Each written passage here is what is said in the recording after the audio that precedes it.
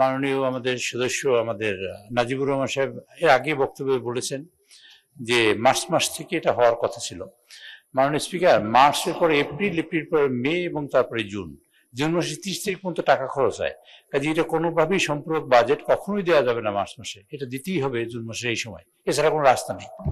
দ্বিতীয়ত হলো যে এটা আমি জানার জন্য তারা অনেকে দিয়েছে আইন আছে, আমি দেখেছি এটা। Thank you chief whip. জি, আর একটা বিষয় যেটা বলেছে সেটা হলো, এটা আপনি যেটা যথার্থই বলেছেন, আমরা আন্ডারস্ট্যান্ডিং করি জাতীয় স্বার্থে এবং দেশের প্রয়োজনে, দেশের প্রশ্নে আমরা আন্ডারস্ট্যান্ডিং করি। যখন আন্ডারস্ট্যান্ডিং করা দরকার হয়, মাননীয় বিরোধী দলের নেতা যখন বলেছেন বিদ্যুতের দাম মানে তেলের ব্যাপারে, আমরা মেনে নিয়েছি এবং সেটা সমঝোতা হয়েছে এবং আমরা এখানে যে স্বাক্ষর রেখেছি তাতে বিরাট লাইন বন্ধ হয়ে গেছে এবং তেলের সমস্যার সমাধান হয়েছে। আমরা কেউ প্লট নিয়ে একত্রে সিদ্ধান্ত নিয়েছি, আমরা কেউ ট্যাক্স ফ্রি গাড়ি নিয়ে একত্রে সিদ্ধান্ত নিয়েছি। কাজে আমরা জাতীয় স্বার্থে যদি একত্রিত হই, মানে এটা দোষের কিছু নাই।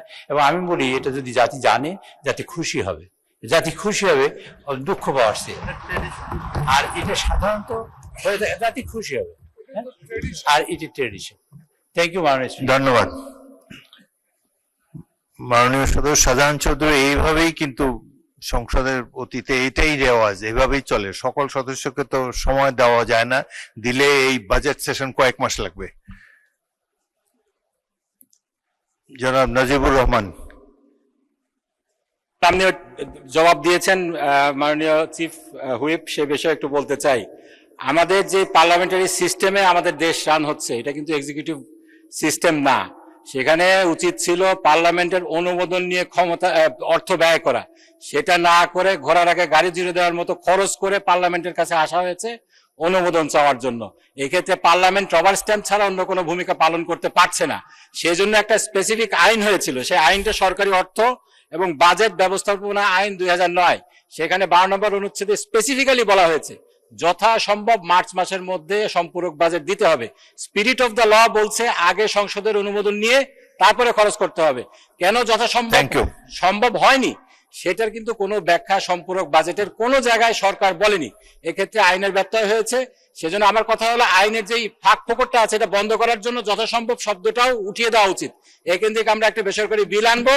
এটা এই জন্য যে সংসদের, উনারাই বলেন সংসদ সার্বভৌম, আমরা সংসদ সার্বভৌম বলি না, কিন্তু সংসদের অনুমোদন নিয়ে, যেহেতু সংসদীয় পদ্ধতিতে আমরা দেশ পরিচালিত করছি, সংসদের অনুমোদন নিয়ে খরচ করা উচিত।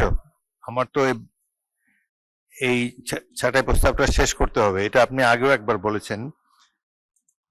তবে এটা আমিও বিশ্বাস করি যে সংসদের যা কিছু রাষ্ট্রীয় খরচ সেটা আগেই সংসদে অনুমোদন নেওয়া উচিত। তবে নানা কারণে এটা হয়তো সম্ভব হয় না। প্রত্যেক সংসদ এইভাবেই পাস হয়েছে, এটাই এখন ট্র্যাডিশন হয়েছে।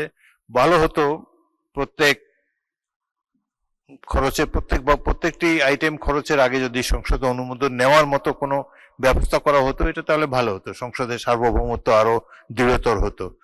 যাই হোক, সে ব্যাপারে চিন্তা ভাবনা করে দেখতে পারি আমরা ভবিষ্যতের জন্য।